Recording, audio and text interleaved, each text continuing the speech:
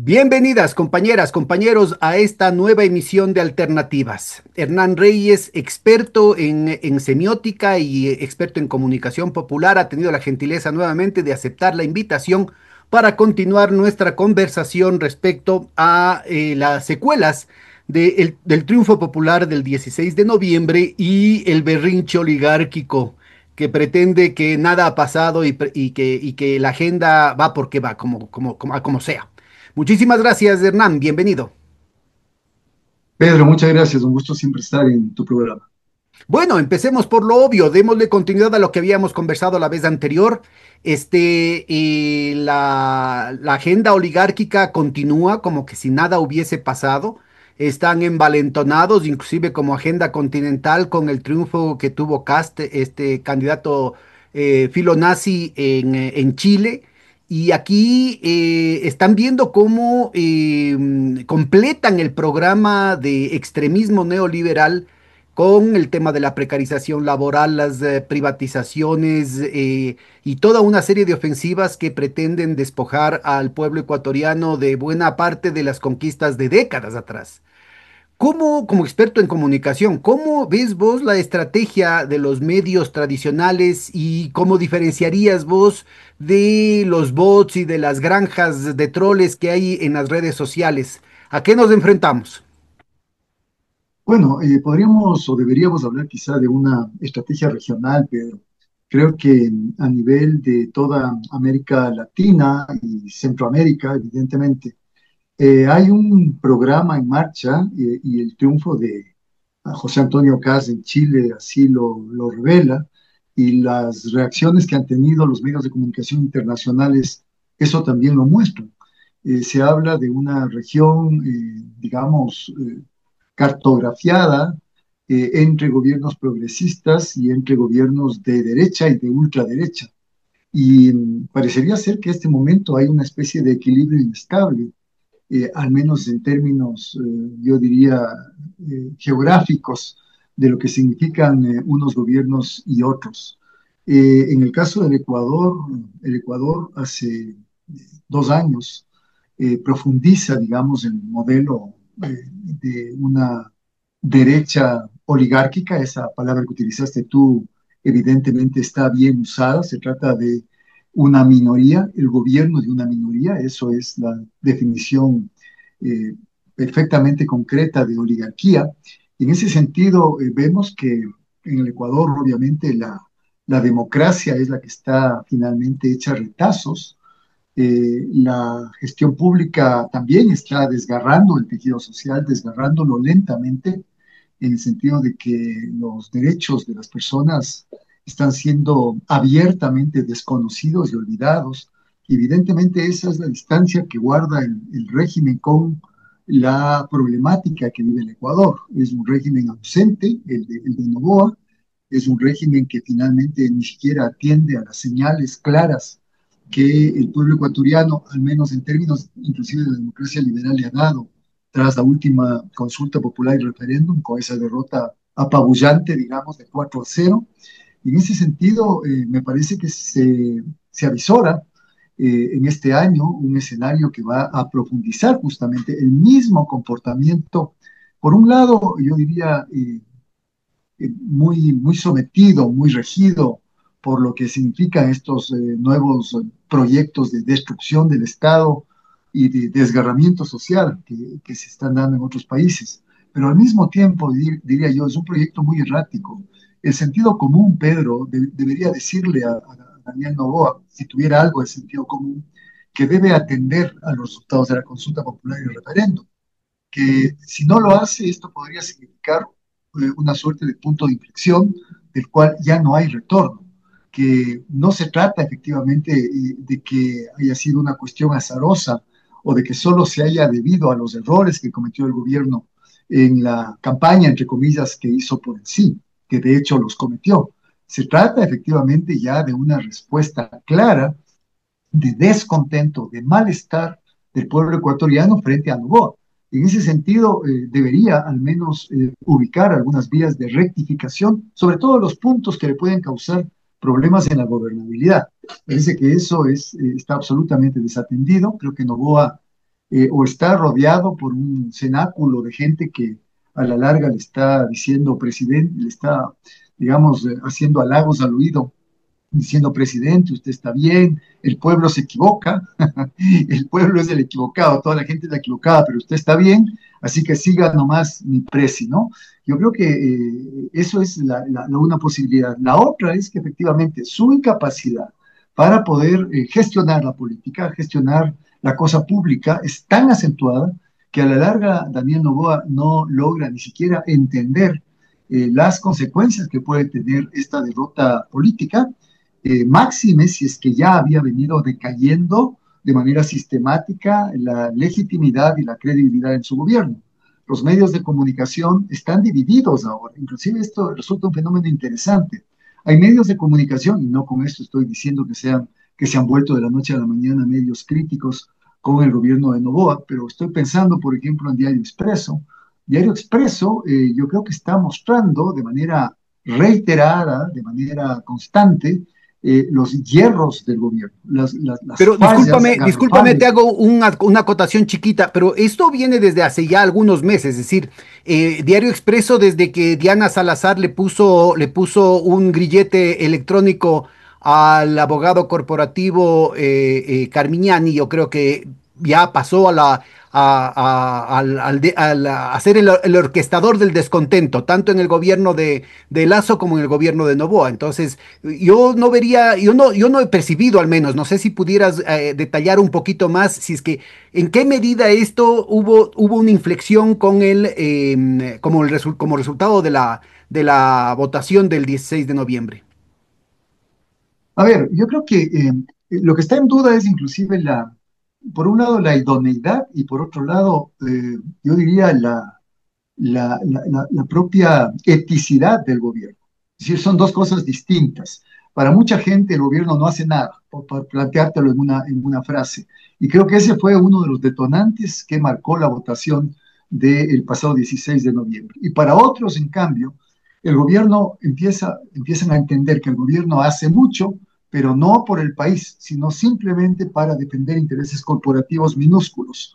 Yo creo que esos son los dos estados de ánimo que se mezclan, que van generando climas de opinión y que un momento determinado, inclusive diría, y volviendo al tema del diario Expreso, presionan hacia lo que significa el capital que tienen los medios de comunicación, ese capital simbólico que tienen los medios de comunicación, que de alguna manera se liga también a que la gente crea en su palabra, y ante una situación tan abiertamente, diría yo, negativa para el gobierno de Noboa, hay medios de comunicación que empiezan digamos, desatarse de un cierto sometimiento al régimen. Eso es lo que pasa con Expreso. Me parece que el ¿Y gobierno vos de tienes más o Noboa menos ubicado cuáles son los segmentos de la población que leen, hacen seguimiento, digamos, significativo del Diario Expreso, tanto en su medio digital como en su medio físico? no, no tengo cifras, pero yo diría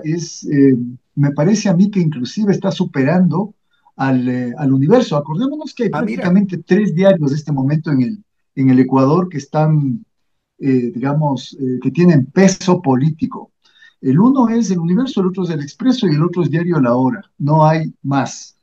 El comercio se quedó en una versión digital anodina. El Notimercio, que es la versión impresa de una parte de gente de ex comercios, no tiene ningún impacto. Y por supuesto están los medios regionales. Pero a nivel nacional sigue habiendo este fenómeno en el Ecuador de que los medios masivos tienen impacto en la política.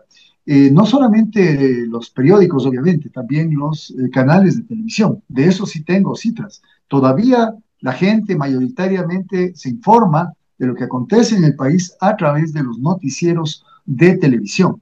Pero si tú te fijas, hay una suerte de interrelación entre los medios, intermedios. Y por ejemplo, yo ya he escuchado varias veces al señor Roberto Aguilar fungiendo también de analista político, es decir, un invitado a un canal de televisión, en un noticiero, en hora pico y con alto nivel de rating, para que dé su opinión sobre determinados temas. Así como él, hay otros periodistas que han surgido también de medios impresos y que están asistiendo a los canales de televisión. Cuando uno mira de forma panorámica, entonces, la posición que están adoptando ciertos medios de comunicación, sobre todo diría yo en la narrativa más política, es decir, los programas de opinión política, nosotros vemos que existe ya una especie de desenganchamiento, digamos, de lo que es la postura del gobierno.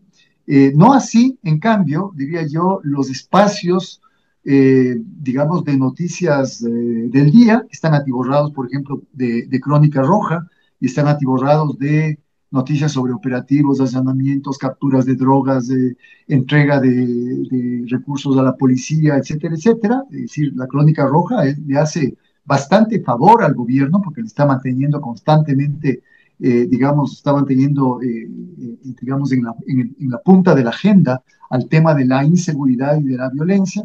Y cuando uno analiza los voceros, las fuentes que utilizan esos espacios son mayoritariamente fuentes de la policía, fuentes del ejército, el ministro de gobierno, el ministro de defensa, el propio presidente de la República. Pero no así, como te digo, Pedro, los programas de opinión política. Y esto tiene de alguna manera un impacto no sobre quizá una porción mayoritaria de la población, pero sí tiene un impacto, y esto de alguna manera se llama el priming y el impacto de la agenda setting, sobre un porcentaje de la población que a su vez tiene influencia sobre un porcentaje mayoritario de la población.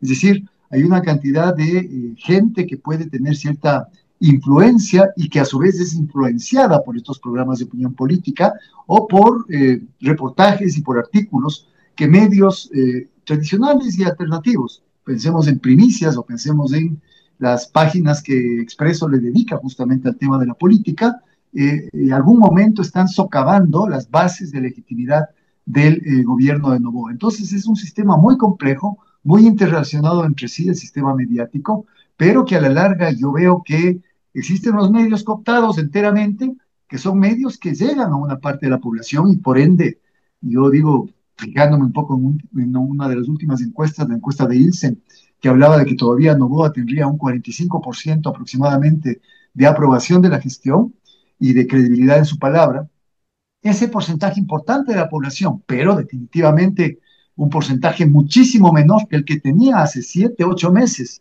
que acordémonos, el porcentaje de credibilidad y de aprobación de la gestión bordeaba el 62, 63%, expresa una caída constante. Y ahí el punto de inflexión resulta ser significativo de ser considerado. Para mí el punto de inflexión es anterior inclusive al paro, perdón, anterior a la consulta popular, es la finalización del paro. Ese es el punto de inflexión.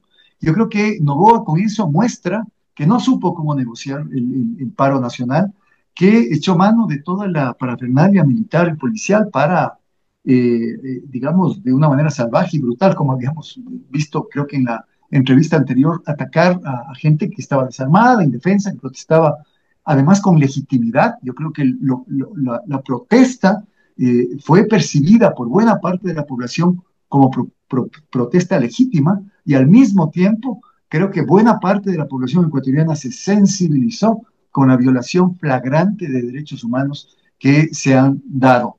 Han coincidido muchas cosas, está el caso de los 4 niños de las Malvinas, están las denuncias de 43 personas jóvenes, entre ellos 10 menores de edad, desaparecidos tras operativos y En allanamientos su gran militares. mayoría Es decir, afrodescendientes, además, ¿no? es fruto de operativos que se realizan con un clarísimo perfilamiento racial y de clase. Es decir, son aquellos jóvenes y adolescentes que son pescados, digamos, en estos operativos, pescados de río revuelto, ¿no? El que está pasando por la calle, no importa, venga.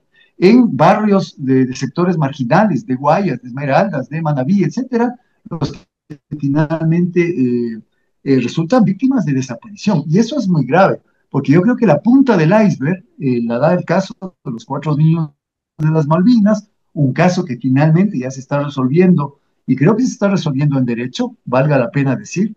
Yo no le tengo mucha confianza al fiscal el subrogante creo que se llama, el doctor Alarcón, pero sin embargo, al menos el fiscal que lleva el caso de los 4 niños de las Malvinas, yo creo que fruto también de la presión de la opinión pública, ha hecho bastante bien su trabajo. Las penas que está pidiendo para 11 de los 17 militares son penas absolutamente agravadas, son penas de 34 años y 8 meses. Y en ese Pero sentido probablemente, creo que probablemente después el presidente los indulte, ¿no?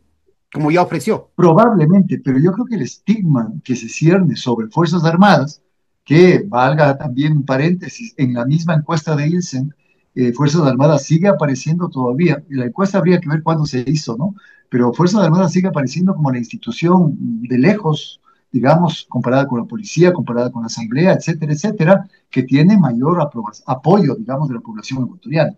Creo que esto le deja una grave mancha a las Fuerzas Armadas, pero al mismo tiempo yo no veo que tampoco exista una suerte de separación de lo que es el gobierno de Noboa fundamentado en el uso de las fuerzas militares. Yo creo que no hay al interno de las Fuerzas Armadas ningún conato siquiera de reflexión endógena donde se pueda plantear que los militares no pueden seguir de alguna manera apoyando de las maneras que están apoyando, es decir, con este tipo de operativos, de allanamientos en un escenario que no es favorable para su accionar, porque cada vez los niveles de crímenes violentos siguen subiendo, porque las cárceles, a pesar de estar militarizadas, muchas de ellas son tierra de nadie, siguen apareciendo de media docena en docena los muertos todos los días en cárceles, en distintas cárceles, y ni siquiera se sabe bien la causa de la muerte, es decir, hay muertes violentas de manera sistemática en los centros de rehabilitación del país,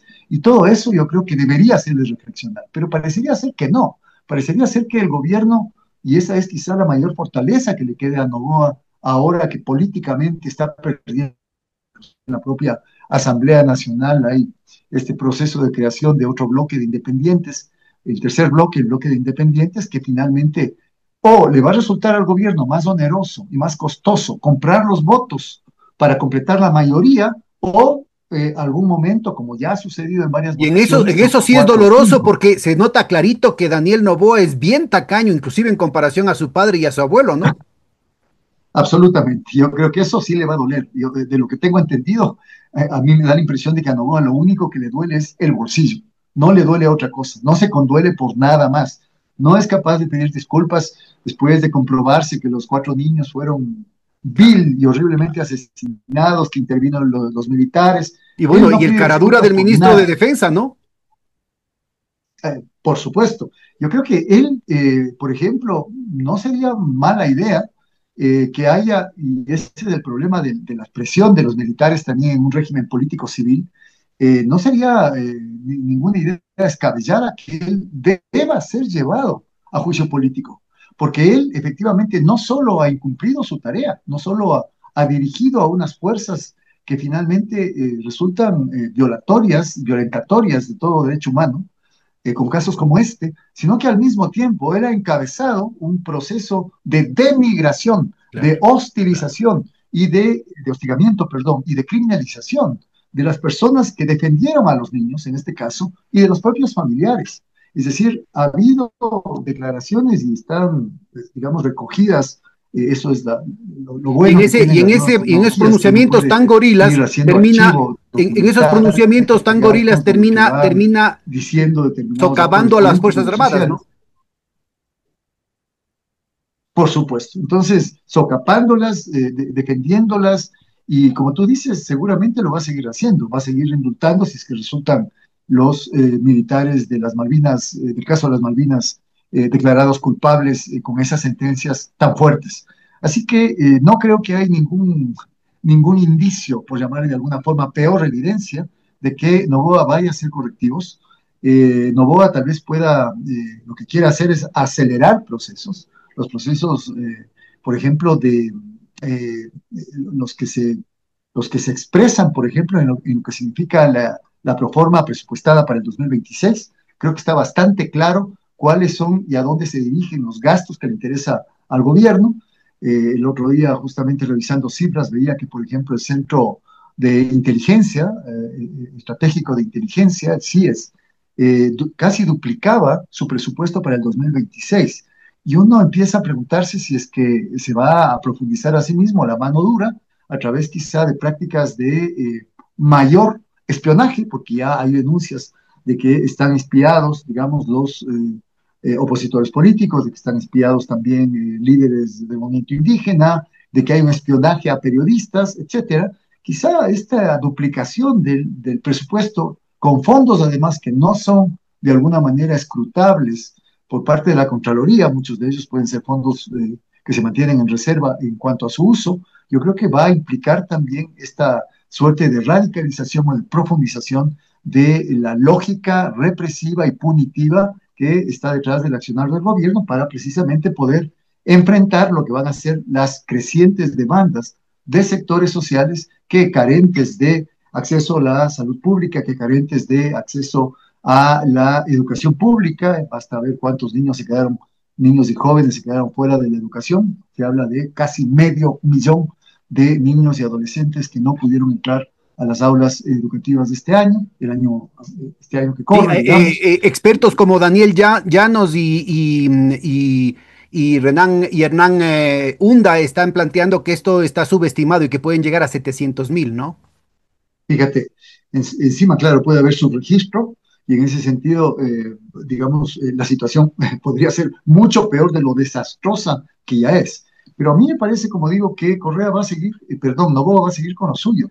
Noboa va a seguir intentando, por ejemplo, abrir la puerta para procesos, por ejemplo, de privatización del IES, o al menos privatización parcial, de quitarle al IES la posibilidad de prestar o de brindar servicios de salud. Yo al Ya, final pero no, ¿sabes qué? no dejo Déjame, de... antes de entrar en estos puntos para desarrollar, déjame que retome una oración que me parece que era crucial en lo que respondías, cuando decías, el punto de inflexión no se dio en la consulta, sino antes, durante el paro.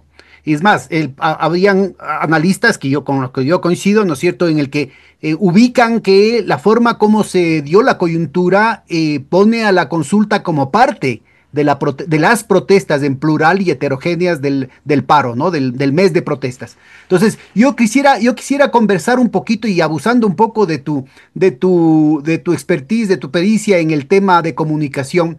En esta cuestión que es muy, muy significativo, porque el enfoque que dieron los medios tradicionales, el enfoque que dieron también las redes sociales más vinculadas, digamos, al comercio, a la plata, aunque algunas se presentan como alternativas. Fue un enfoque negativo del paro y sin embargo la gente no se tragó esa rueda de molino. Cuéntame un poquito de este tema de despertares de la gente, de cómo empieza a zafarse de la abrumadora captura de su imaginación por parte de los medios pagados de comunicación. Mira, es complejo el tema, pero te podría decir algo. Yo creo que antes del paro, de alguna manera Noboa había vendido al país la idea de que la situación del Ecuador está bajo control y está bien. O sea, no me preguntes cómo puede la gente pensar eso si todas las cifras muestran lo contrario, pero lamentablemente a veces hay un desfase entre lo que es el imaginario colectivo y lo que significan los hechos factuales. Y eso es lo que venía sucediendo en Ecuador y eso es lo que precisamente le generó y le dio la victoria a Noboa en las dos elecciones. En ese sentido, me da la impresión de que frente a un imaginario de que están resolviéndose al menos, si no están resueltos, resolviéndose los problemas de fondo del Ecuador, y hay un gobierno que se preocupa por, de alguna manera, dejar atrás del pasado, el propio eslogan del Nuevo Ecuador, etcétera, etcétera. Yo creo que se da el paro, y el paro es la demostración más palpable de que algunos viejos cucos, como por ejemplo dos de ellos, que forman parte de este relato del gobierno, el correísmo por un lado y el liderazgo de la CONAIE por otro lado, se muestran, yo diría, bastante ausentes en lo que significa las demandas que dan fundamento y dan base al paro, de septiembre y octubre. Y en ese sentido, creo yo, estos cucos, estos fantasmas ausentes, simplemente lo que hacen es abrir un espacio y una cancha para que emerja otro sujeto que no es ni el correísmo, ni tampoco ni es la CONAIE, porque hablemos claro, la CONAIE, 2 días después de que ya el paro estaba en marcha, recién hizo la declaratoria de paro indefinido y progresivo, pero finalmente después también dijo que las propias organizaciones sean las que decidan las estrategias. Ese fue el papelón que hizo la dirigencia de la CONAIE de Marlon Vargas. Y también seamos claros, tampoco es que, digamos, hubo una postura abierta y totalmente, digamos, de apoyo al paro por parte de la Revolución Ciudadana, es decir, del correísmo, como le dicen. En ese sentido, aparecen actores que finalmente también por obra y gracia, entre otras cosas, de las redes sociales, y no es la primera vez que ocurre, hay muchos estudios que demuestran que en el 2019 y el 2022 pasó cosas similares, que por las redes sociales van visibilizando que las demandas y efectivamente las acciones propias de un paro nacional son contestadas y son reprimidas con una inusual violencia. A mí me parece que, por ejemplo, las imágenes que circularon de la muerte de Efraín Fuentes, este comunero de Imbabura, que finalmente estaba ya yaciendo agónico en la vía pública, se acerca a un compañero comunero de él a tratar de socorrer mientras pasaban las caravanas militares, se detiene un vehículo militar, se bajan militares y les agreden impune y salvajemente a patadas a una persona que estaba moribunda y a una persona que estaba tratando de socorrerla. Como eso, yo creo que circularon decenas, por no decir centenas, de imágenes de rostros magullados, imágenes que se filmaron con celulares, prácticamente todas, de militares irrumpiendo violentamente dentro de las casas para golpear, romper cosas de las casas, sacar a empellones a gente, o imágenes de cámaras que a personas que no estaban absolutamente haciendo nada, ver que eran reprimidas con una brutalidad y un salvajismo enormes. Entonces yo creo que esto sensibiliza de alguna manera humanamente, pero por otro lado también sensibiliza políticamente. Y ahí es donde el gobierno pierde esa aureola, llamémoslo así, de que es un país bajo control, que sí, tiene problemas, problemas graves, la violencia, que no es culpa de él, que todo viene del pasado y que él finalmente está creando las bases para un nuevo país. Esto finalmente yo creo que se quiebra en dos, se hace pedacito o al menos se magulla de manera bastante acentuada. Y esto es lo que finalmente lleva, yo diría, a que venga la consulta popular y como bien decías tú, la consulta parece ser también una reacción de la gente. El no es una manera de sumarse al rechazo al gobierno. Y sumarse además, yo diría conscientemente. No se trata de un no en plancha, de un no homogéneo. Se trata de que efectivamente hubo una campaña, hubo argumentos en cada una de las preguntas, argumentos en favor y en contra, para el sí, para el no, y finalmente la gente de alguna manera estuvo mucho más atenta, prestó oídos a esa campaña y a la larga tomó una decisión desde mi punto de vista absolutamente correcta, dos preguntas gancho totalmente mentirosas, falsetas, y otras dos preguntas tremendamente peligrosas, la base de Manta y la nueva Asamblea Constituyente para generar una nueva constitución. Y por ende, Novoa creo que a la larga se hunde ya con el 4-0, porque se juntan, se traslapan, llamémosle así, el paro de 31 días sin apoyo de CONAIE, sin apoyo político de organizaciones políticas, paro localizado en 4, 5, 6 provincias, fundamentalmente en Imbabura y una parte de Pichincha, y el gobierno utilizando miles, 15.000 militares, corría de un lugar a otro, no logra acabar con el paro. Entonces, yo creo que el golpe es doble, es triple. Y claro, finalmente vienen las fiestas, estamos viviendo este momento una especie de meseta, la gente está ocupada en otras cosas, todo el mundo sabe que hablar de política el mes de diciembre es bastante fuera de lugar, llamémoslo así, pero ya viene enero y efectivamente empiezan a generarse discursos que son, digamos, que no hubieran sido pensables hace unos 6, 8 o 10 meses. Discursos tales como que en marzo o en abril, yo he visto esto que empieza a circular, va a haber un proceso de respuesta social, de reacción social, de movilización, de paralización fuerte.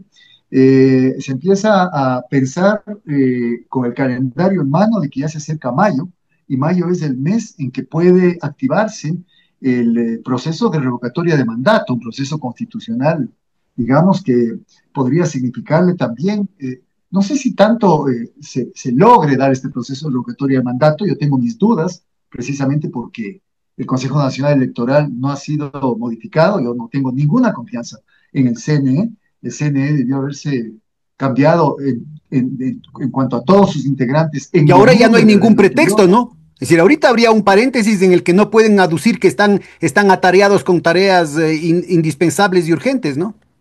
El problema es que hay dos elementos. Están haciendo parroquializaciones y consultas menores en distintas partes del país de manera permanente, todo el tiempo. Para Y justificar esto su presencia ahí, ¿no? Qué sinvergüencería.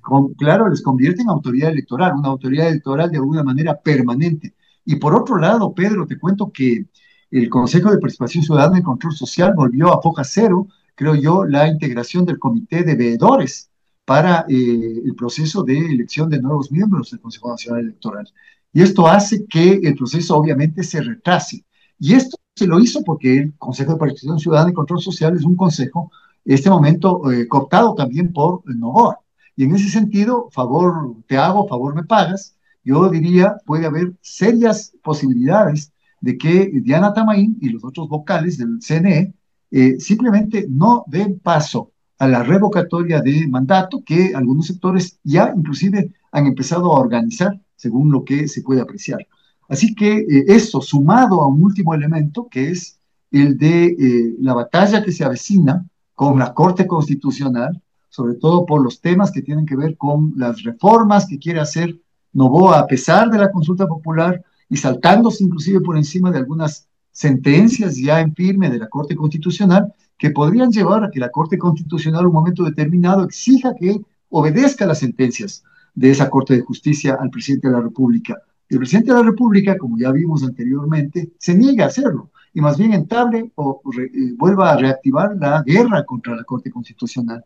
Y esto, un momento determinado, aunque también he escuchado que la Corte Constitucional ya empieza a ser minada, digamos, esa voluntad de alguna manera de defender su institucionalidad y que algunos jueces, he escuchado que 3 de ellos ya no estarían dispuestos a jugarse el todo por el todo, pero la Corte Constitucional podría llegar inclusive, y también se ha escuchado en redes sociales, a pensarse en una destitución de la máxima autoridad, al menos en una suerte de destitución de Novoa por, no, por incumplir una sentencia constitucional. Y eso significa una guerra desatada por completo. Entonces, el panorama que se avecina en el primer semestre del 2026 es un panorama políticamente bastante complicado.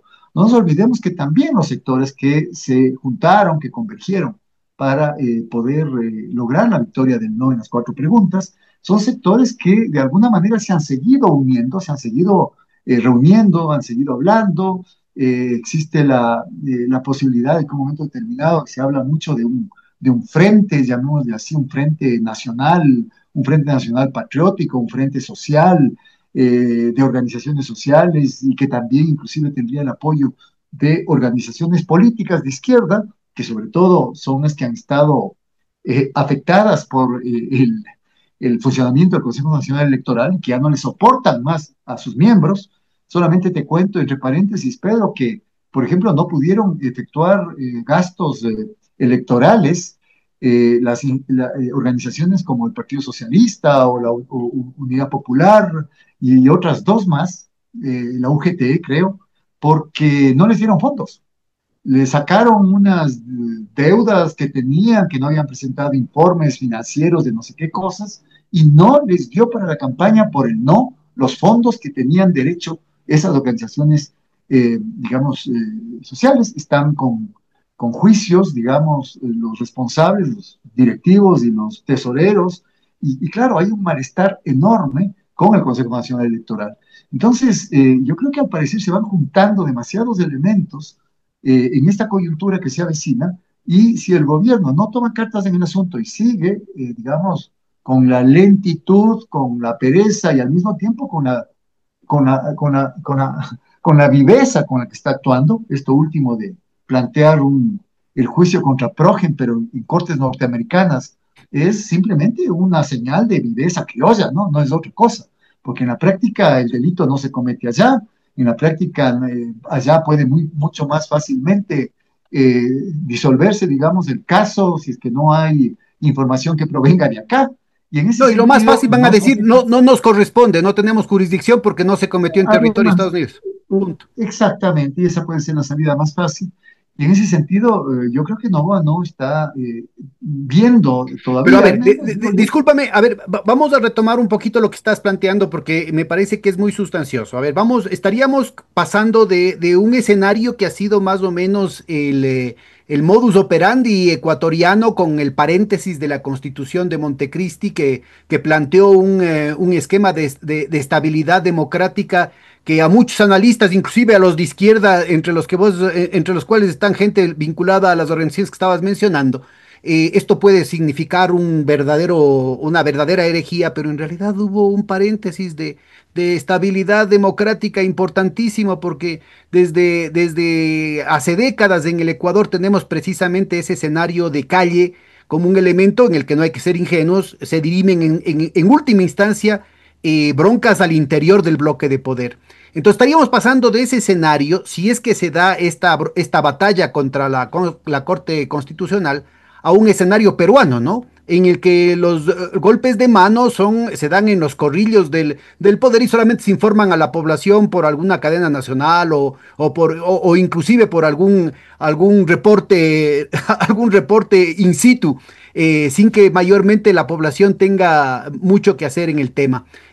A ver, si se plantea eso, entraríamos en un escenario que me parece que es muy fácil de resolver por el gobierno, porque si fuera solamente esa situación, por ejemplo, es cuestión de soltar 4 reales por aquí para un partidito, para el otro partidito, ¿no es cierto? Es cuestión también de contentar a los jueces con algún caramelito y la cosa se resuelve. Entonces, ¿vos tienes alguna sospecha de cuál es el trasfondo real a nivel estructural en la disputa que se está dando al interior de la oligarquía que se expresaría en estas disidencias públicas? Y que atravesaría lo que Bueno, vos estabas señalando al principio de la conversación, es decir, el hecho de que aparecen algunos medios de comunicación claramente vinculados a determinadas fracciones de la oligarquía que empiezan a ponerse particularmente molestos. Esto siempre se ha dado, sobre todo desde el gobierno de Moreno para acá, siempre se ha dado como un mecanismo para aumentar el pedacito de pastel que le toca a esa fracción o a la otra. Entonces, yo creo que es importante el ubicar, sobre todo para nuestra audiencia, de la manera más didáctica, el hecho de que aquí hay trasfondos que no pueden resolverse con caramelitos. Es decir, hay cosas que se pueden dar con una prebenda por aquí, una prebenda por acá, un contratito, una embajada, un escenario de algunas, inclusive de obras enteras que se podrían dar para algunas provincias, pero hay otras cosas que tienen que ver ya con las disputas de poder más profundas al interior del bloque de poder. Hipotiza, a por ver, pero hagamos una asociación de la situación actual con lo que fue el peor periodo, el momento final del gobierno de Lazo. El momento final del gobierno de Lazo, también Lazo intentó de alguna manera establecer esos puentes, cooptar y comprar quizá algunas voces críticas contra su gobierno, pero ya fue incapaz. Por ejemplo, sus niveles de credibilidad y de aprobación a la gestión estaban bajísimos, estaban, no me acuerdo si entre 2 y 16%, y en ese sentido ya ni siquiera subiendo, digamos, la apuesta para poder comprar conciencias o acercar a ciertos actores políticos a que le sigan soportando o apoyando, dieron resultado. Pensemos ahora, por ejemplo, qué está sucediendo al interior de la Asamblea Nacional. Hasta ahora ha habido una hegemonía, un dominio completo, apabullante de ARN, cooptando todas las comisiones importantes al menos, las más importantes, evitando toda fiscalización y, por supuesto, aprobando las leyes que ha querido aprobar, con alguna excepción. ¿Qué sucede ahora? Se genera otro bloque, un tercer bloque, que finalmente dice que, eh, bueno, está pensando en que hay errores, equivocaciones, que el gobierno amerita también ser un poco escrutado y no sé qué.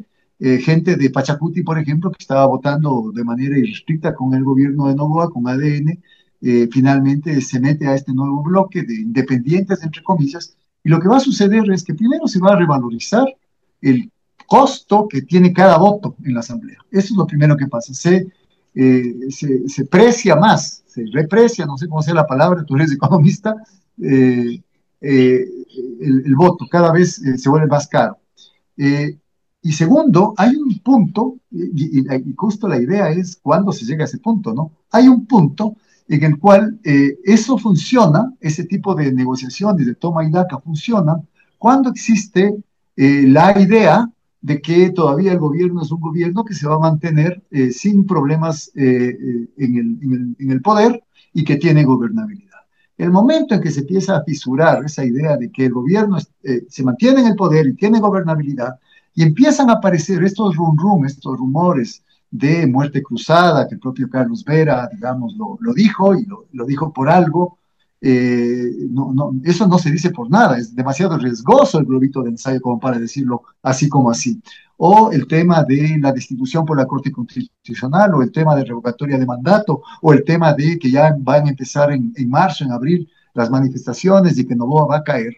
Esta voz de que fuera Noboa fuera, que se empezó a escuchar levemente antes del paro, que se magnificó durante el paro y que se ha mantenido, digamos, en el escenario político, la posibilidad de que el gobierno negocie de la forma que tú mencionabas, un puestito por acá, le doy un consulado a no sé quién, a tu hermano le doy un puesto acá y otros puestos por acá y plata por aquí, empieza a perder sentido. Empieza la gente a decir, ya no me conviene, este man está, este gobierno, esta fuerza política está de caída, de capa caída, y quizá lo piensan dos veces. Quizá los más avesados, los necesitados, entre comillas, acepten esos precios revalorizados, digamos, de poder apoyar todavía el régimen. Pero va a haber sectores, y sobre todo sectores políticos, estoy pensando, por ejemplo, en el Partido Social Cristiano, Eso. que de alguna manera, a pesar de que se mueve en un vaivén, siempre se ha movido en un vaivén de apoyo, desapoyo y otra vez apoyo, ahora parece firmemente convencido de que finalmente tiene mucho más que perder con Noboa que ganar con Noboa. Y Bueno, como eso está también, al margen de la desaparición, ¿no? sí, sí, por supuesto, o sea, y hacia allá va. Pero esto también pasa con sectores del gran empresariado. Y ahí tú me preguntabas, desde lo que yo conozco, hay un enorme clivaje entre el empresariado serrano y el empresariado de la costa, que finalmente ha sido el que ha ganado, digamos, prestancia y muchas utilidades, ha tenido muchas ganancias con Novoa. Es muy decidor, tú sabrás mejor que nadie, esto de las utilidades de la banca, ¿no? O sea, como un banco que está bastante atrás, digamos, el Banco del Litoral, sube en sus utilidades de manera mágica, ¿no? Yo creo que tampoco ciertos empresarios, a pesar de que son proclives también a la evasión y a la ilusión de impuestos, yo no creo que tampoco les haya gustado mucho que se haya autoeliminado 98 millones Novoa y sin de alguna manera arreglar de manera, digamos, Porque además, de discúlpame, manera. Hernán, que te ponga una nota al pie de página, que los analistas, inclusive de izquierda, no están mencionando que son 98, solamente se mencionan los 98 millones, pero son 2.300 millones los que se borraron. Son dos Ah, mil no, trescientos millones de dólares. Y además de una lista que en realidad dejó de cobrarse y ha dejado de publicarse desde hace mucho tiempo. Es decir, prácticamente estamos hablando de deudas anteriores al 2017. Del 2017 para acá, el SRI no ha entablado, primero no ha cobrado y segundo no ha entablado las acciones legales correspondientes para cobrar. mira, mira tú, entonces peor todavía. O sea, yo creo que hay ya descontento. Y creo que también ese descontento se está expresando en todos estos rumores que hay alrededor de una posible o potencial ruptura entre el presidente Noboa y la vicepresidenta Pinto. digamos, dos caras, digamos, de esta fusión, de esta unidad que se logró con fines electorales y que finalmente ahora, de alguna manera, entra en un proceso un tanto raro. El haberle colocado a la señora Pinto en el Ministerio de Salud, por ejemplo, me parece una medida extraña, súper rara, súper extraña. Es su Da la forma, igual impresión, que igual empezó con la anterior vicepresidenta, ¿no es cierto?, lanzándole bajo el bus, precisamente en aquellas áreas en las que no puede hacer nada, ¿no? eso te iba a decir, se asocia mucho con aquello. Cuando le manda a Verónica Abad, le manda a Medio Oriente para que resuelva el problema del genocidio israelí en Gaza, le pone a la señora Pinto en el ministerio más devastado, digamos que está en este momento, que es el Ministerio de Salud Pública, sin ningún conocimiento del tema, y creo que inclusive imponiéndole algunos asesores, porque la presencia del exministro Martín, por ejemplo, que se salvó por un pelo del juicio político y que finalmente resulta señalado como uno de los partícipes, inclusive en negociados que habrían habido durante su corto periodo de 4 meses. Sigue ahora como asesor, digamos, de la vicepresidenta. Yo no sé si, digamos, yo siendo la señora Pinto, al que menos lo hubiera puesto fue a alguien que se le señala y se le acusa, cuando ella misma en declaraciones públicas lo que dijo es que va a depurar y va a limpiar, y es obviamente lo que tendría que hacer el Ministerio de Salud Pública, no va a colocar a uno de quienes tienen el dedo apuntándole para que sea uno de sus asesores. Así que me da la impresión de que hay fricciones, hay contradicciones también dentro del llamado bloque de poder.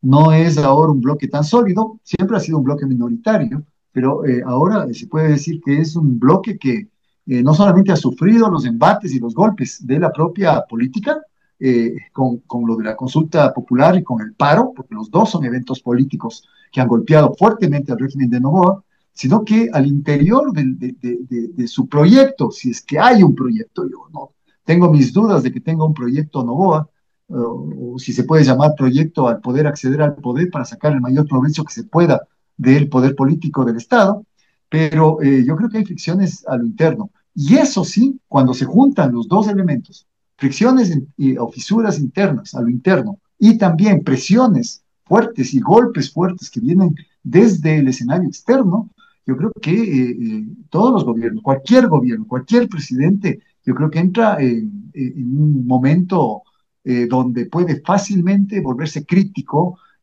su capacidad para poder gobernar el país. Y eso me parece que hacia allá está enrumbándose el gobierno de Novoa. Ahora, mira, con este encuadre, que sería el quemador de al frente, ¿no es cierto? Yo creo que valdría la pena a ver si nos das algunas luces respecto a cómo se ha ido desenvolviendo de manera dramática en realidad, aunque le han bajado el perfil, todo el refrito en torno al magnicidio de Villavicencio, ¿no? Todo el drama familiar, todos los dimes y diretes, toda la creación de que cada vez, creo yo, que cada vez tiene menos receptividad en el público de estos testigos falsos, de estos testigos protegidos, la evidencia que está surgiendo, primero evidente hace 2 semanas, creo que es de nuevamente noticias desde Europa, ¿no es cierto?, de la vinculación de Noboa Trading en la exportación de cocaína, ¿no es cierto?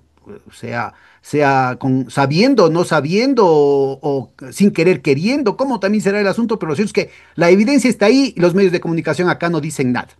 Pero yo lo que te diría es que hay una situación soterrada que está de alguna manera aflorando por medios alternativos, por las redes sociales, presencias como las de la voz callada de José Serrano, que en algún momento empezó con nombres y apellidos, a dar una cantidad de información dentro del aparato del Estado, dentro de los ministros, dentro de la Asamblea, dentro de las Fuerzas Armadas, de las Fuerzas Policiales, la voz perseguida del chochólogo, que yo creo que es una cuestión importantísima lo que él está diciendo.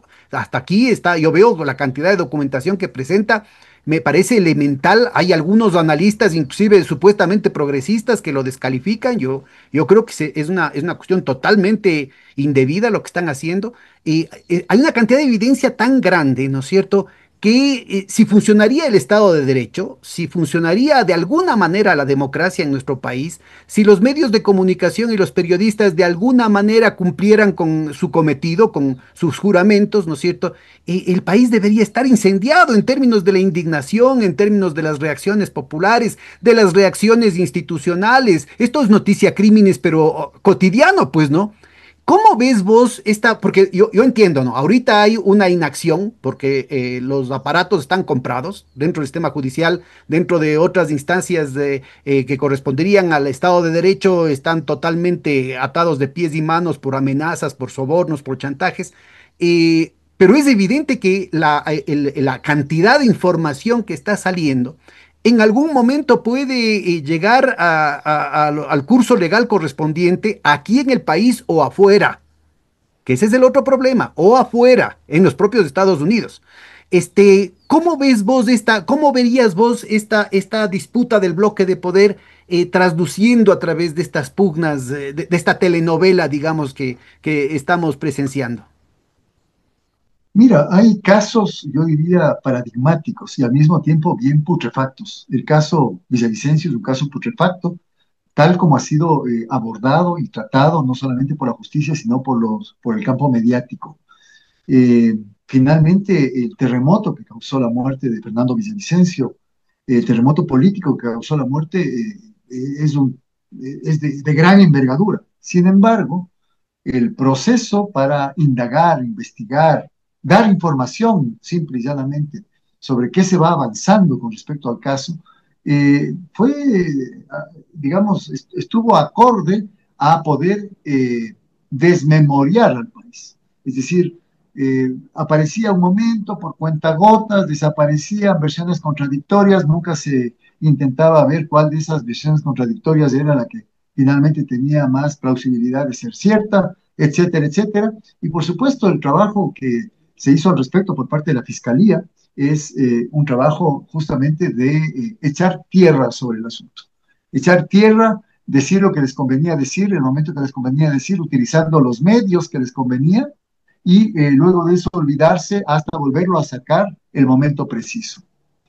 Mira, así como se ha ido perdiendo la credibilidad y la confianza en la figura de Novoa, así como ya no nos puede convencer con el muñeco de cartón, ¿no es cierto? Reactivado para la segunda elección que tuvo, volvió a sacar miles de muñecos y volvió a dar, ya no.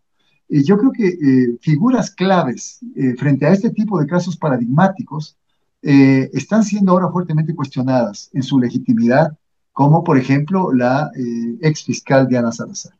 La ex fiscal Diana Salazar hubiera podido ser mucho más útil si seguía haciendo el trabajo que venía haciendo, útil digo yo para los gobiernos de Lazo, de Moreno y de Noboa, si es que se quedaba en el país y seguía encabezando la fiscalía.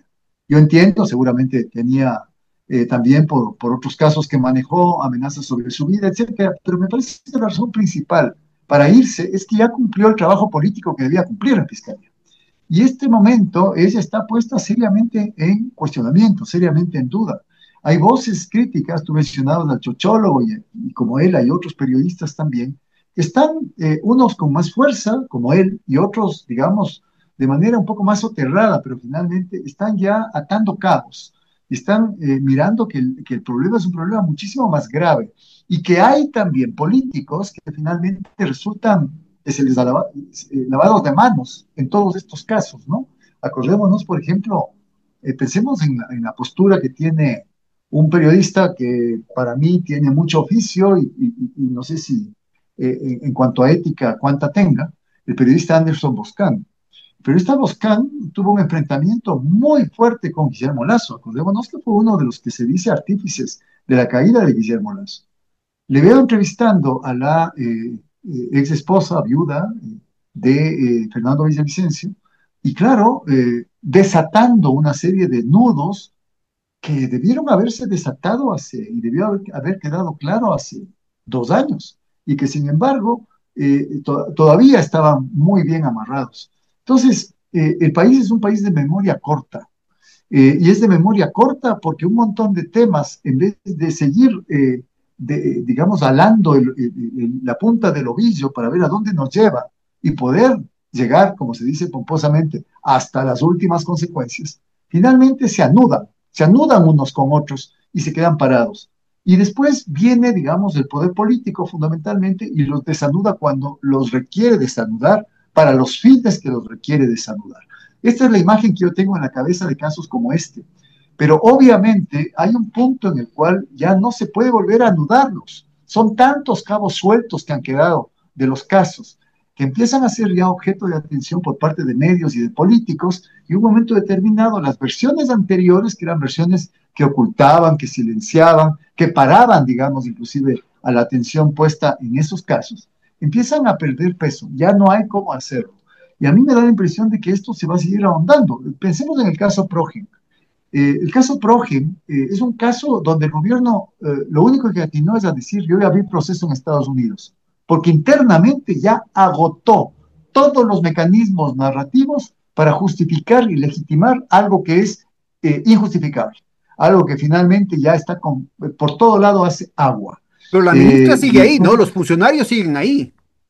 los funcionarios siguen ahí y eso yo creo que es todavía más grave, porque sería mucho más inteligente de parte de Novoa un momento determinado, aunque sea sacarlos por la puerta de atrás, para decir finalmente tomé medidas. Y un momento determinado está saneado el gobierno de estos funcionarios que deberán ser objeto de un proceso investigativo, que finalmente deberán ser llevados a las cortes de justicia, etcétera, etcétera. Pero eso no sucede. Los dejan el gobierno y son objeto casi a manera de punching ball de seguirles golpeando y golpeando por parte de quienes finalmente prestan nuevamente atención a estos casos. El caso Progin es un caso que a la larga va a terminar estallándole al gobierno de Novoa. Todavía no le estalla. Fíjate, después de un año o más de un año, todavía no le estalla, pero algún momento le va a estallar y le va a estallar horrible. Ya, yo quiero ver cuál va a ser el destino de la ministra Manzano, el destino del ministro Luque, el destino de este señor Calero, etcétera, porque ya pruebas están por todo lado, por la vía formal, institucional y por la vía informal y no institucional, empiezan a aparecer las evidencias Ahora, de vos toda la como corruptela que experto en hay. comunicación, ¿en qué sentido verías, digamos, esta hipótesis un poco teoría de la conspiración de que adrede los tiene ahí para que sigan aguantando palo, ¿no es cierto? Y protegiendo la imagen de él, aunque se desprestigia, ya está desprestigiado, le importa un comino, la crítica de la razón cínica, ¿no? Y más bien los tiene ahí porque ya están quemados, ¿no es cierto? Y que se sigan quemando. Y no son solamente ellos, porque también es el ministro de Agricultura. Acuérdate que le encontraron a la hermana en un tema en Machala, en el puerto de Machala, ¿no? Acuérdate lo que Así, conversábamos hace un momentito del ministro Lofredo. Es decir, estamos hablando de una así. acumulación de culpas en sus cuadros. Y que de todas maneras los mantiene ahí mismo. ¿En qué medida, digamos, es una técnica de comunicación cínica el seguir con este juego, ¿no es cierto?, en que la gente se vuelva amortiguando de la indignación que tiene respecto al gobierno. Eh, yo creo que no hay que sobredimensionar las jugadas políticas del gobierno de Novoa. Novoa se ha equivocado, ha cometido errores gruesos y los sigue cometiendo también. Eh, ¿Qué sucede si se mantiene a un funcionario que está medio quemado o prácticamente quemado en el gobierno? Ya no sirve de colchón para proteger la figura de nadie, la figura en este caso del presidente. Y no hay uno, hay varios, hay 10 funcionarios, digamos, en el Es que sector son tantos energético que uno que dice, están, no, no puede ser solamente tontería, tiene que haber aquí alguna estrategia porque es demasiado así es, brutal. así es. Y Entonces, no ¿qué estamos haces tú hablando de como? temas, no estamos hablando de temas menores, estamos hablando de casos mayores de corrupción, de vinculación al tráfico de drogas, de vinculación a la violación de derechos humanos, una serie de cuestiones, pero digamos que en cualquier otro gobierno, por la mitad de eso ya deberían estar no solamente fuera, sino en la cárcel. Claro, pero hay una explicación sencilla para eso. O sea, yo digo, cada vez le cuesta más a Novoa incorporar cuadros políticos nuevos, porque no tiene. O sea, ADN es un partido electorero, una empresa electorera conformada para que Novoa gane. Es un partido de alquiler, digamos, que después cambió las siglas y finalmente se lo apropió Novoa. Así como el PRIAN era un partido creado para eso mismo por su papá. Pero finalmente, digo yo, cuando están quemados todos ellos, no protegen a nadie. O sea, lo que hacen más bien es que las críticas trasciendan a esos Pero hay monigotes siglas y quemados. hay cuadros que por 4 reales estarían, pero muy gustosos de entrar al gabinete, como sería la jorga del doctor Osvaldo Hurtado, ¿no? Ya regresó Maguad. No sabría decirte, porque más bien veo, por ejemplo, vi la renuncia del viceministro de Minas, por ejemplo, que A ver, seguramente cuéntanos con detalle, cómo interpretas vos la- el tema. obviamente tiene que ver con el nivel de avance y de arbitrariedad que está teniendo la política de extractivismo minero por parte de Noboa. Es decir, Noboa no solamente, y de lo que tengo entendido, esto es exclusivamente, no sé exclusivamente, la causa mayor fue Quimsacocha. O sea, el proyecto de Quimsacocha en Cuenca, que finalmente fue otro de los grandes golparrones que el gobierno recibió cuando la ciudad, media ciudad, salió a la calle a decirle no. El proyecto Quinzacocha avanza. Pero parece que hay la disposición desde arriba de decir esto va porque va. Claro, un momento determinado, yo creo que gente que no, la gente tiene un mínimo de racionalidad y de sentido común. Gente que hace un cálculo a decir, a ver, ¿cuál puede ser la consecuencia de que yo siga con esto adelante y esto finalmente después nos estalle entre las manos? Como el viceministro de Minas, simplemente lo que dice es, yo no me presto para eso, yo no firmo, me voy, y prefiere salir del gobierno y no firmar para aquello. Entonces yo digo, cuando ya no hay razones medianamente creíbles del lado del poder, yo creo que inclusive se vuelve cuesta arriba la posibilidad de llamar a que refuercen el equipo de gobierno a gente con un poquito de más experiencia. Yo, por ejemplo, creo que eh, habrá que ver cómo le va al doctor Herrería, por ejemplo, en la Secretaría Jurídica de la Presidencia. Esa es una contratación nueva del gobierno de Novoa. Y de cara, el ex juez constitucional para enfrentar a la Corte Constitucional, porque él está ahí para eso, exclusivamente para eso, para preparar lo que significa la arremetida contra la Corte Constitucional. Digo yo, sí, él está certificando su prestigio y su carrera jurídica como jurista, es evidente, Pero además, parte de su porque capital él, político es su relación con el Partido Social Cristiano y de manera particular con Jaime Nebot, ¿no? Y también su relación con los sí, restos de la izquierda democrática. eso te iba a decir, sí, ¿no? Pero digo, ¿cuál es el costo que están pagando? Cada vez más, porque además creo yo me da la impresión de que Novoa es, en algunos aspectos, una persona impredecible. Volviendo a lo que decíamos, si a Novoa lo que le interesa fundamentalmente es el dinero, eso es lo único que le interesa. Y si un momento determinado él asocia decisión política con dinero, ¿sí? Yo creo que esa minúscula comprensión de la política le está, no solamente le está y le va a seguir pasando factura a él mismo, sino, por supuesto, y de hecho, a sus subalternos, a los funcionarios que él acerca a su régimen y que a la larga van a terminar, como han terminado los funcionarios, por ejemplo, del sector energético. ¿Cómo van a terminar? Yo digo, algún momento el señor Lofredo, el señor Reinberg y todos los demás van a terminar realmente frente a procesos judiciales y procesos judiciales muy fuertes, muy duros.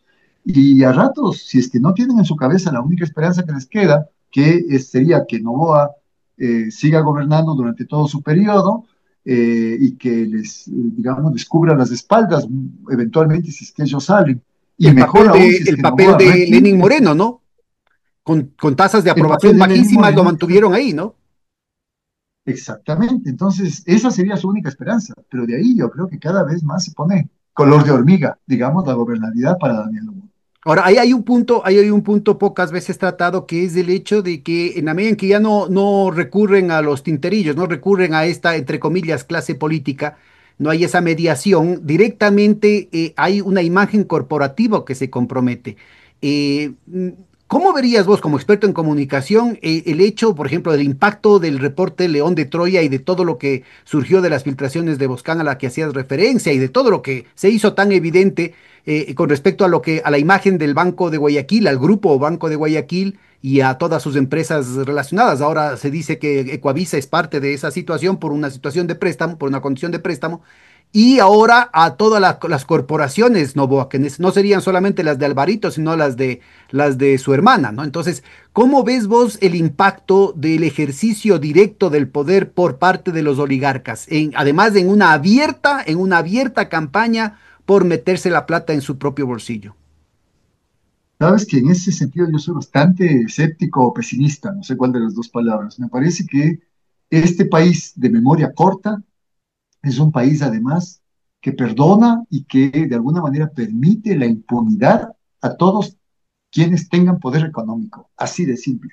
Es decir, yo creo que el Banco de Guayaquil no ha sufrido ningún problema, le basta ser auspiciante de un equipo de fútbol, le basta poner el nombre en un estadio de fútbol, le basta hacer ese tipo de cosas y seguir con simplemente su imagen corporativa manejándola como la venía manejando y San se acabó. Es decir, la gente no se acuerda y no asocia Banco de Guayaquil con Guillermo Lazo. Disculpa. Y en ese sentido, tampoco esto del Banco del Litoral se van a olvidar pasado mañana la gente. No van a asociar Banco del Litoral con el Grupo Novoa, así como ya se olvidaron del caso Olón, como ya se olvidaron Y del el Porsche, desayuno escolar. y del Porsche con la Y cuestión del están, atentado en Guayaquil. fíjate, ese es otro caso putrefacto. Tan putrefacto como el asalto a TC Televisión. Algo que finalmente, a ver, dime en qué quedó a la larga. Sirvió para ese momento, coyunturalmente, tuvo una cierta valía. Es un caso, pero que se cae a pedazos de alguna manera cuando uno lo analiza con lupa. Y no quedó en nada. Y el caso Porsche, yo creo que va a ser lo mismo. Es de vergüenza. El otro día escuchaba yo a un asambleísta de la Revolución Ciudadana que se ha hecho cargo del caso y de la investigación del caso Porchi, realmente señalar y describir con precisión todas y cada una de las fallas y de los errores y de las mentiras que la defensa, es este doctor Riábar, que es el que defiende justamente a la industrial molinera, en este caso Porche, ha tenido con respecto a testigos, a forjar la historia de que le prestaron el Porsche para que se vaya a atender y vaya a haber un problema familiar.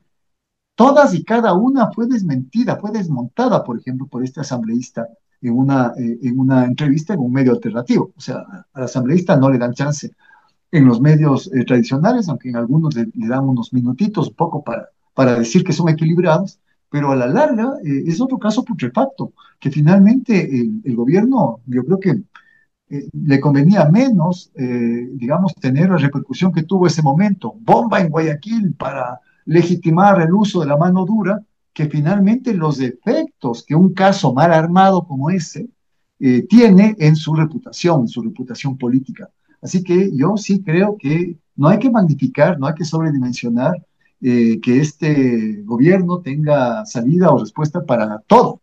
A mí me parece más bien que tenemos que mirar con atención todas esas fallas, esos errores, algunos muy de fondo, que ha ido teniendo el gobierno de Novoa y que a la larga van a tener que sistematizarse porque va a ser justamente la materia prima mediante la cual los sectores sociales y políticos organizados sean los que finalmente logren, esperemos, logren convertirse en un bloque de oposición al bloque hegemónico. Eso es lo que yo aspiro y en ese sentido creo yo, y vuelvo a repetir, quizá volviendo al tema de la comunicación, es importantísimo crear memoria.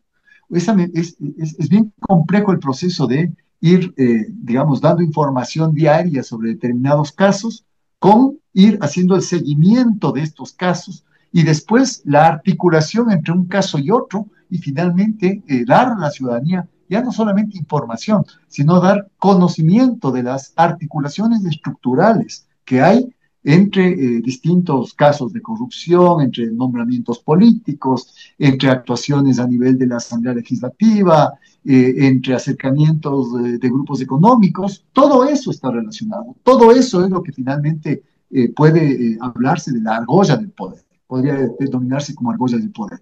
Pero si no se tiene esa capacidad de poder hacer justamente esos links, esas articulaciones entre distintos temas, lo que nos quedamos es con lo que hemos venido manejando los últimos años acá.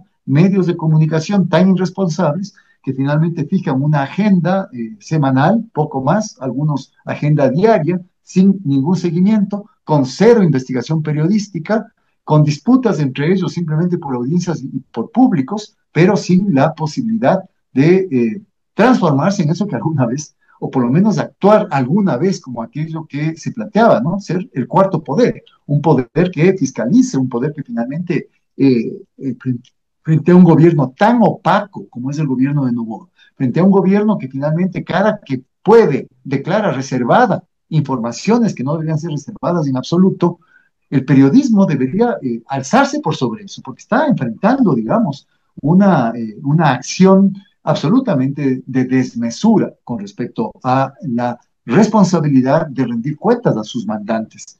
Y en ese sentido, el periodismo debería actuar. Justo a eso Veamos si es que quería se puede hablar. preguntarte, separando, ¿no? Separando lo que son las empresas y ahí ver cuál sería el papel de la caída de la audiencia que tienen o de la credibilidad que tienen esas empresas, que son las tradicionales, las de mayor, sobre todo las televisivas.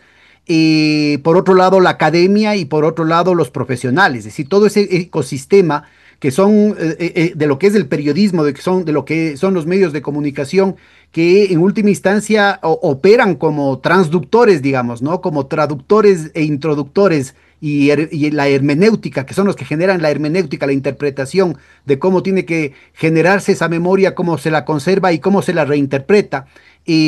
¿Cómo está operando ante tanta evidencia de estos casos putrefactos, de estos errores, de este acumulado, ¿no es cierto?, tan exponencial que se está dando por todo lado de las barbaridades que cometen. Pues mira, yo no veo mayor cambio de lo que ha sido su comportamiento habitual en los medios masivos, en los medios que tienen grandes audiencias, que llegan a grandes públicos. Yo lo que sí veo es que cada vez hay una irrupción más fuerte de medios alternativos, de medios digitales alternativos, de canales de YouTube, inclusive de pequeños, digamos, de pequeños espacios, pero potentes espacios de comunicación que ya no se atienen inclusive a parámetros formales de dar noticias o de hacer análisis político en términos largos, como digamos esta entrevista, ¿no? Una entrevista de más de una hora y escarbando en los temas, sino que finalmente TikTok, están utilizando eso que, perdón. TikTok. TikTok, sí. Es decir, TikTok, Instagram, ¿no es cierto? El Instagram es un medio muy potente ahora y ya se ha comprobado. Pequeños segmentos, pequeños audiovisuales, dibujos, caricaturas, eh, ¿cómo les llamemos? Una especie de comedia, pequeñas minis comedias, medio en broma, medio en serio, la noticia, pero que claro, por un lado llama la atención, capta la atención de esos públicos que son tan volátiles, los públicos que scrollean, ¿no? Los públicos que están en redes son muy volátiles, pero que captan la atención y que de alguna manera le van insertando poco a poco esas informaciones y esos datos claves como para decir algo anda mal aquí. No todo está bien, no todo es entretenimiento, algo huele mal aquí en el país, algo huele mal en Carondelet, algo huele mal en el quehacer político. Así que yo creo que por ahí esa irrupción creciente, digamos, de medios digitales y de comunicadores de lo más diverso, que además tuvo un interesante desempeño, un performance muy importante en la campaña ciudadana por el no, yo creo que van a ser los que Además, a la con larga un tono cada vez más interesante en el tema artístico, ¿no? Asumiendo dimensiones más estéticas, muy estéticas, significativo. por supuesto, absolutamente. A eso te mencionaba, utilizando mucho la imagen, pero una imagen recargada.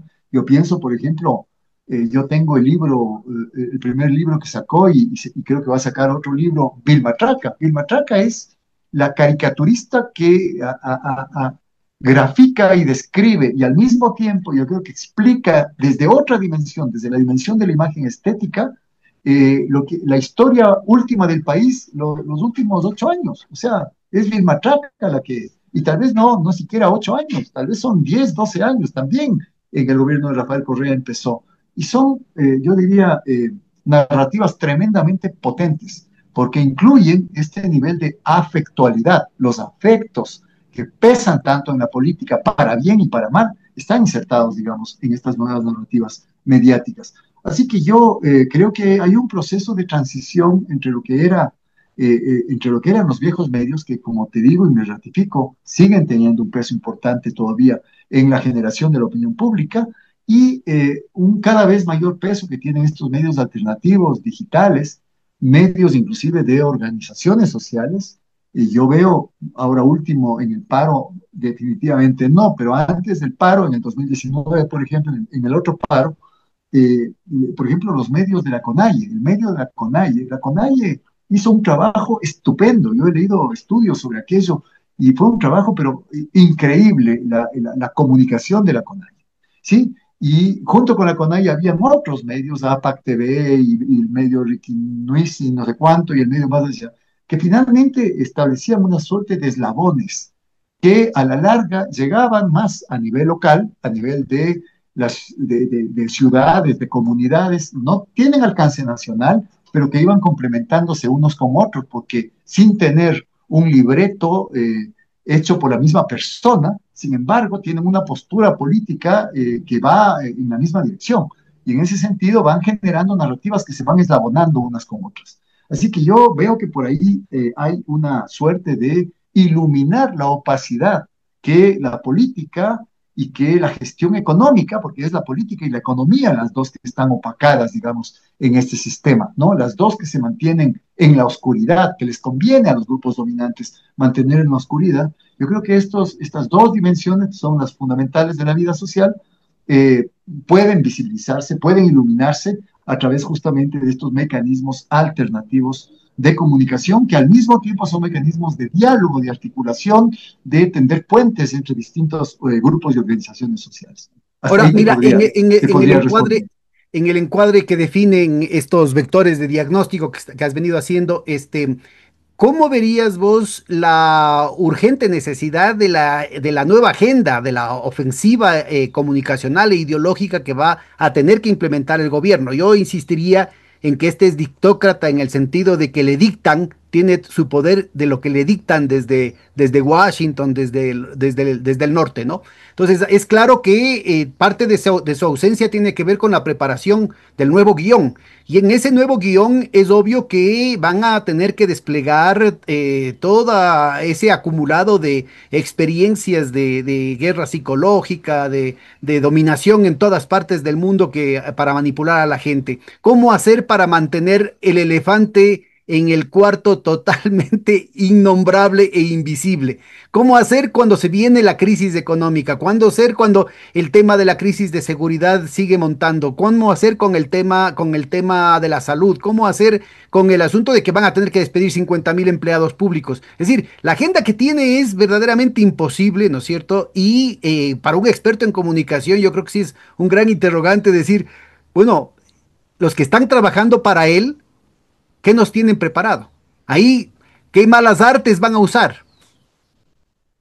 Yo me temo que va a seguir priorizando el libreto que finalmente encuadra la situación del país alrededor de la seguridad y lo que significaría una respuesta cada vez de más mano dura por parte del gobierno.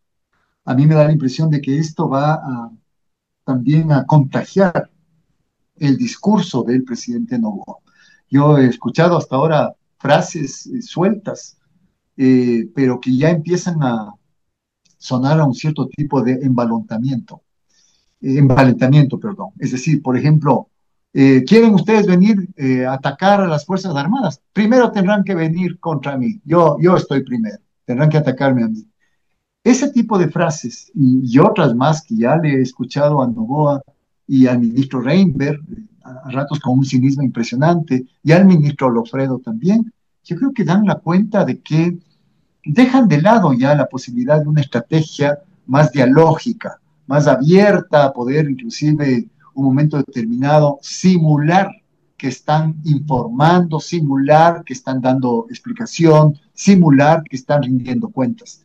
A mí me parece que cada vez, y lamentablemente tengo que decirlo, se va a ir radicalizando esta propuesta de entender todo como una guerra interna en todos los sentidos de la palabra. Aquel que está conmigo, en el sentido de, el más sentido puro de Clausewitz, ¿no? Aquel, ¿es mi amigo o eres mi enemigo? y van a empezar a pulular los enemigos. Yo no digo que esto vaya a resultar exitoso, pero me parece que ya ha echado mano de otras posibilidades, una vocería, por ejemplo, la señora Jaramillo, que era la vocera para hablar con los periodistas y tratar de intermediar, y por otro lado, yo creo que eso ya no le sirvió, le toca dejar de lado, la comunicación gubernamental se va a volver cada vez más opaca, cada vez más violenta. Ya hemos visto las opacidades, hacia allá avanza, información reservada para todo, cada vez más violenta, Pero la violencia en el tampoco les sentido de un, resultó durante las protestas de septiembre y octubre, ¿no? pero yo creo que es lo único que ahora se les ocurre, porque el resto de temas son temas que los tienen perdidos. Bueno, ¿qué te parece la No, posibilidad de nuevos atentados de falsa bandera, tal vez más sutiles que la brutalidad esta de la metedura de pata del Porche? O el preparar, a propósito de los casos podridos que decías, el relanzar el tema de Villavicencio utilizando, por ejemplo, a sus hijas, con una narrativa que vuelva a acusar a Correa, que vuelva a plantear, ¿no es cierto?, una vinculación de todos los de la oposición culpables del asesinato de Villavicencio, descuidando toda la información que se tiene. ¿Es posible hacer eso? O sea, ¿es posible echar tierra sobre sí, toda la sí, información que ha trascendido y que se ha confirmado en muchos casos? al menos eso va a intentar. Y yo digo, lo que tú describes no son sino medios para hacer subir de tono y violentar todavía más la disputa política. Mm. Y no sería raro que a eso se le agregue, estoy viendo el caso, por ejemplo, de la acusación contra Aquiles Álvarez del tema de tráfico de combustibles en Guayaquil. Eh, yo creo que a eso se le podría agregar inclusive eventualmente penas de prisión para opositores políticos, sin ningún problema. Allanamientos operativos detienen a no sé quién. No sería raro que, a pesar de inmunidad parlamentaria, detengan a algún asambleísta de la oposición, le amedrenten, le metan preso, después le suelten o cosas por el estilo. Es decir, el autoritarismo cada vez, yo digo, el gobierno de Novoa se va a ir convirtiendo en totalitarismo. Y me da la impresión de que tiene la cancha abierta para eso, porque la cooptación de las instituciones, la cooptación de la justicia, la cooptación de medios de comunicación masivos, llamémoslo así, el miedo que impera también todavía en buena parte de la población ecuatoriana da el caldo de cultivo propicio para que justamente se tienda a convertirse en un gobierno cada vez más fascistoide.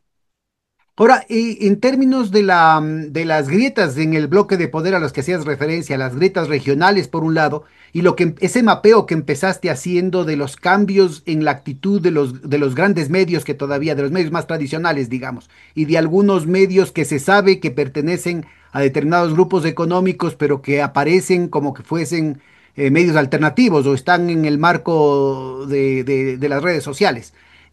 ¿Cómo percibirías vos esas grietas o la profundización de esas grietas en lo inmediato? ¿Cuáles pueden restañarse y cuáles no?